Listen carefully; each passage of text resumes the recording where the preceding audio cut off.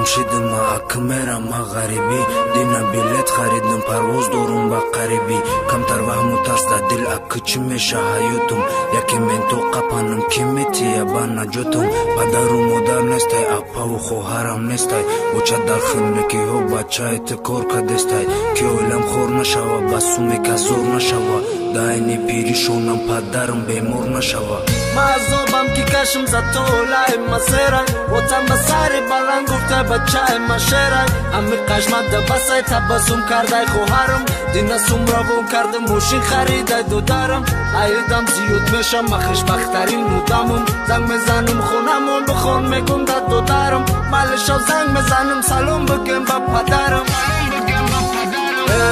دنیا تو فقط ظلم و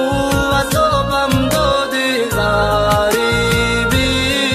تن و جسم و حیاتم را سوزاندی من تنها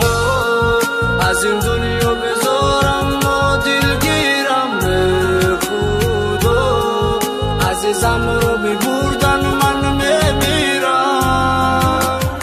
چند سال گشتم اومدم و غوش کردم و چجونا پدرم با خنده گفت شیر بچم شیدای بزنه شب کردم ای پدرم برومدم پیش رفیقو خندیده چخچخ کرده پرگولکه کردیم تو بولو ده همو کوچای بولو ما دیدم اوی دروز شا شب کردای مو بجوشی دیدم قومتی بنوز شا ای خود تیرم نمیره چی خیقتی شیدم شینوز گفتم بستی میگیرم تبسو میکردو بنوز نکی سومولوی نبود و تای ما بوی نبود مجبور بودم که برم کار کنم باروی توی ما اینک ده خبر میره انتظارای خش روی ما عشقش قوتم میداد وقتی که ما یخ میکردم با تیری عشقی پاکنون مینه توی سخت میکردم تقدیری ما ظلمای وای باید مرا شکنه خبر اومد که شکر پوست ما نخون میکنه